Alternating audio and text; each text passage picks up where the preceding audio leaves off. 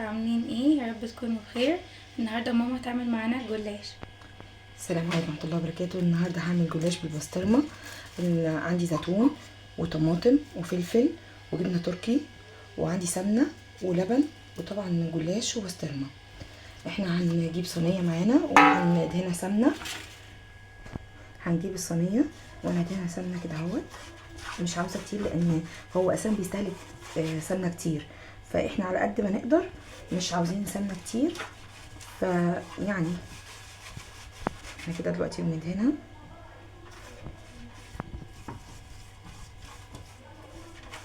بعد كده هنجيب الجلاش. انا الجلاش للاسف بتاعي كده يعني متقطعه، بس برضو هنستخدمه. يعني اي حاجه عندنا مش مش هنرميها، يعني على قد اللي هو موجود احنا هنستخدمه. مقطع مش مقطع بقى زي ما هو. بس احنا كل رقتين انا بحط له سمنه. يعني لو هو من غير سمنه بينشف، فاحنا يعني عشان برضو ما نستهلكش سمنه كتير، مش عشان الاستهلاك، كمان عشان ما يتعناش. احنا بنعمل كده يعني.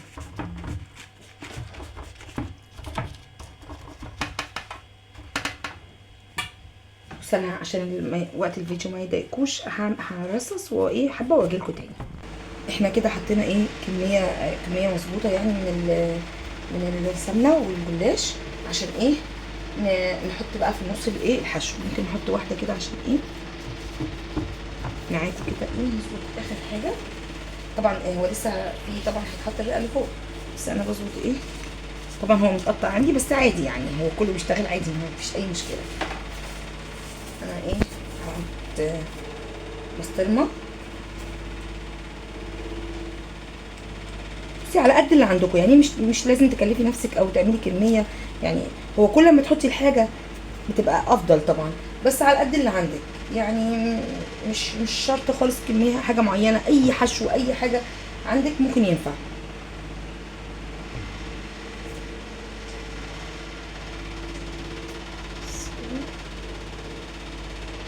انا كده حطيت البسطرمه. بعد كده طبعا انا غاسله ايدي كويس. انا كده حطيت البسطرمه، انا غاسله ايدي كويس وما بستخدمش جلافز. يعني انا ايديا كده. انا بحط بعد كده الطماطم. بصي انا كده هحط الطماطم. بص هو كل واحد حسب اللي بيحبه، يعني بيحب كتير، بيحب شويه صغيرين، حسب كل واحد واللي بيحبه يعمله في الاكل بتاعه. يعني انا بحب الطماطم كتير، يعني الحاجه اللي جوه بحبها كتير، يعني عشان تدي طعم.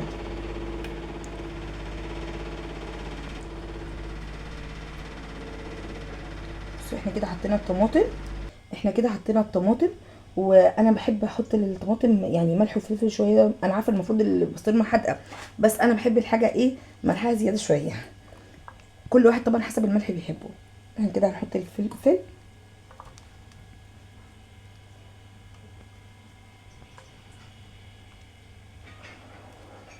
بعد كده هنحط زيتون برضو. كل واحد حسب بعد كده احنا هنحط الزيتون برضو. كل واحد حسب بيحب كتير بيحب صغير، حسب كل واحد واللي عاوزه يعني.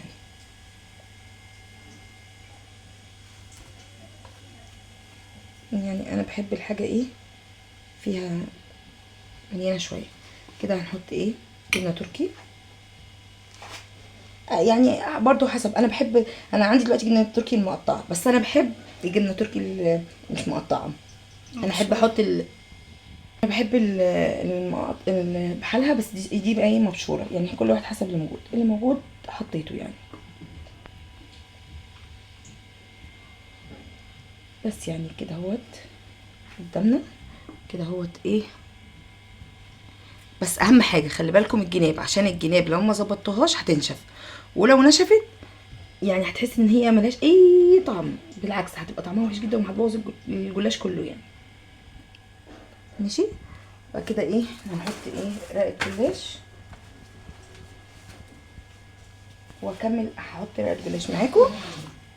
قلت لها حبه جبنه تركي. حاسه ان بصي هحط معاكم 2 كده، وبعد كده ابقى اكمل كميه. بس نشوف. انا عندي زي ما قلت لكم هو متقطع، بس عادي. بس احنا كده ايه هنحط معاكم ايه. وبرده هنعمل دلوقتي نفس اللي عملناه ايه تحت، اللي هو ايه. طبعا انا عشان ايه مقطع عندي، انتوا هيبقى عندكم مش مقطع يعني، بس برضو يعني مقطع او مش مقطع كل نفس الطريقه. اهم حاجه خلي بالكم من الجناب، عشان الجناب لو نشفت هيبقى طعمها مش حلو خالص.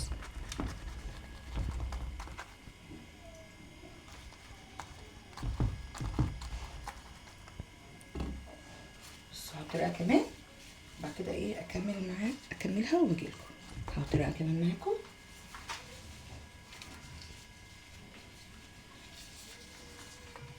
بس احنا هنعمل نفس، ومش هحط كتير عشان ايه ما يبقاش يعني بيبقى كأنه ايه كميه كده على الفاضي، يعني ما بيبقاش طعمه حلو. هو عاوز كده بس، يعني ما بيبقاش كتير قوي. هي دوبك يعني كام رقه تحت وكام رقه فوق، مش كتير قوي. هكمل الصينيه واجي لكم تاني. احنا كده حطينا الجلاش وحطينا الايه حطينا السمنه عليها. دلوقتي لازم ايه نقطعه طبعا قبل ما ندخله الايه الفرن. اهم حاجه التقطيع. قطعنا الجلاش، احنا كده قطعنا جلاش. هنحضر بقى ايه لبن. ولو عندك بيضه يا عندك، انا ما عنديش بيض فحطيت لبن وملح وفلفل. خلي بالكم من خطوه اللبن، عشان اللبن لازم يكون ايه كويس ومظبط في كل حته، عشان خاطر ايه، عشان خاطر ما ينشفش برضو. يعني ايه وزعي على قد ما تقدري عليه كله، ولو احتاج تاني برضو اديله، عشان لو برضو نشف مش هيبقى طعمه حلو. احنا هنحط فيه اللبن كله ماشي. ممكن تحطي حبه سمنه فوق الوش، بس انا مظبطه يعني السمنه عليه كله، فيا دوبك هو بس ايه. وانا بحب اخلخل اللبن فيه كله، بحيث انا كده هو في النص بفتح عليه وايه بعمل كده بالسكينه في النص، بحيث ان ايه اللبن برضو لو في حته وفي حته لا اعمل الصينيه كده الناحيه التانية، بحيث ان انا ايه اوزع عليه كله. لو هو اتحط في حته وحته لا يبقى وصل للكل ماشي. انا كده هحطها بقى ايه، خلاص هي كده جاهزه. انا هحطها بصي هي اللبن كده في كله، بس برضو احتياطي. انا ايه كل واحد حسب ايه اللي بيعمله، بس انا بحب ان ايه يبقى كله ايه مع اللبن وشرب اللبن كله. انا كده حطيت اللبن وظبطته. هو في حبه فلفل فوق الوش بس عادي يعني، انا بحب الحاجه اساسا فلفلها كتير وملحها كتير، وكل واحد طبعا حسب ايه اللي بيحب. احنا دلوقتي هي جاهزه، هنحطها في الفرن على درجه حراره 180 في الرف اللي في النص، يعني من نص ساعه تلت ساعه حسب ما تاخد، واجيبها لكم تاني ان شاء الله لما تطلع. عاملين ايه؟ يا رب تكونوا بخير. النهارده ماما هتعمل معانا جلاش باللحمه المفرومه. السلام عليكم ورحمه الله وبركاته. احنا عندنا لفه جلاش وحبه لحمه مفرومه، فقلنا نستفاد منها ونعمل ايه جلاش باللحمه المفرومه ماشي. احنا هنا جلاش حطينا الجلاش رقات وايه، وهنحط برضو ايه سمنه. هنحط سمنه بين كل رقتين. احنا بنكون مجهزين السمنه ومسيحينها وبايه بنحطها كده اهوت، بحيث ايه تكون كلها فيها، يعني الجلاش كله يبقى فيه ايه سمنه ومش كتير، يعني حسب ايديكم، بس ايه بيبقى معتدل. بين كل اتنين نحط ايه السمنه، وحسب ايه اللي بتحبوه. بصوا كده بسم الله الرحمن الرحيم، بركة بسم الله الرحمن الرحيم. انا بحب ايه وانتي بتعملي كده سمي على طول، وعشان ايه ربنا يبارك في اللي انتي بتعمليه. احنا كده حطينا بصي طلعت مني سنه، نزليها عشان خاطر ايه ما تنشفش ماشي. احنا كده ايه ظبطناه. هنحط ايه العصاج اللي عندنا. انا اساسا عندي عصاج كان عندي في الفريزر، فكنت ايه محضره قبل كده يعني، فايه قلت ايه استخدم ده مع الجلاش، يبقى ايه عملنا ايه اكله، منها اكله ومنها ايه حاجات عندك في البيت، يعني حسب كل واحد ايه عنده الحشوه اللي عنده يعني.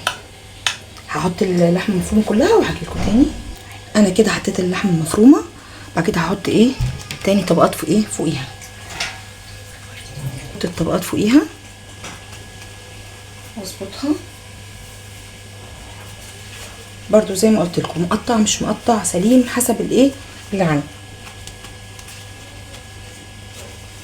انا بحط طبقتين بس ايه، انا زودت شويه عشان ايه، هي ايه في مطرح العصاج اساسا عامل ايه فيه دهون وكده، فمش هتحتاجي دهون كتير، فعشان كده ايه مش ما حطيتش كتير، لان ايه دهون العصاج اساسا فيها ايه دهون. طبعا لو انا مش معصجه هتجيبوا اللحم المفرومه النيه وهتعصجوها عادي بالبصل وكده والتوابل وتظبطوها وبعد كده تعملوها. انا الحمد لله عندي جاهز فما اخدتش وقت وخلصنا على طول، يعني اكله سريعه، لان انا ايه كان عندي حاجاتها في الفريزر جاهزه، وكان عندي الجلاش برضو في الفريزر فما اخدتش وقت كبير يعني. وبرضو اللحمه المفرومه مش هتاخد منكم وقت، يعني هي على طول.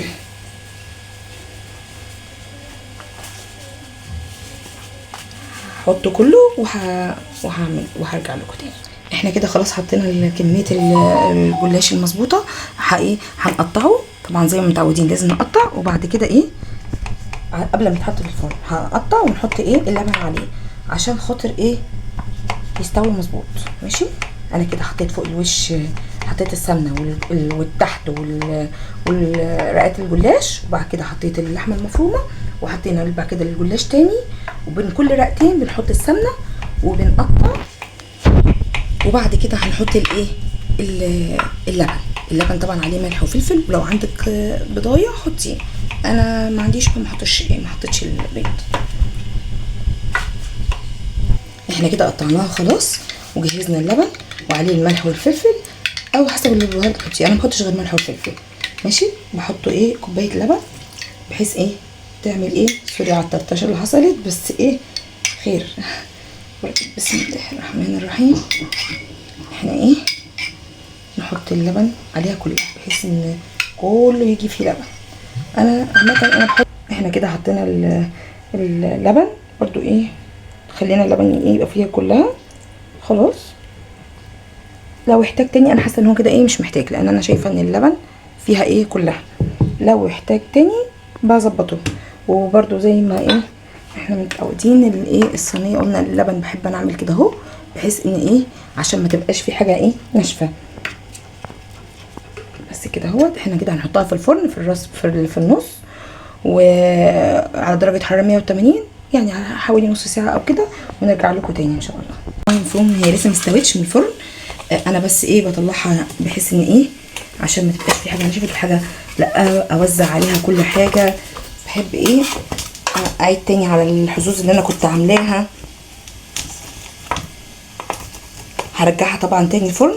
هي ايه وبصي تحسي ان هي ايه نشفت شويه من هنا بس عادي، يعني ايه مش بنلحقهم، عشان كده بنطلع بنفتح عشان ايه نظبط ايه كل حاجه ونعيد على الحظوظ، بحيث ان ايه هي مش محتاجه حاجه تتحط فيها تاني، يعني هي كده ايه قربت تستوي، مش محتاجه احط لها لبن تاني ولا اي حاجه خالص، بس انا بظبطها وبشوف لو كانت محتاجه اي حاجه من الفرن. واللهم لك الحمد، يعني ايه هي استوت الحمد لله زي الفل. هنشوفها كده اهوت ايه، استنى نطلعها ايه اهي. ماشي، بصوا اهي اللهم بارك مستويه، ومن ورا اهي اللهم بارك اهي مستويه خالص من ورا ومن قدام، والحشوه اللهم بارك زي الفل، وكل حاجه زي الفل جميله، وبالف هنا وشفا عليكم. السلام عليكم ورحمه الله وبركاته.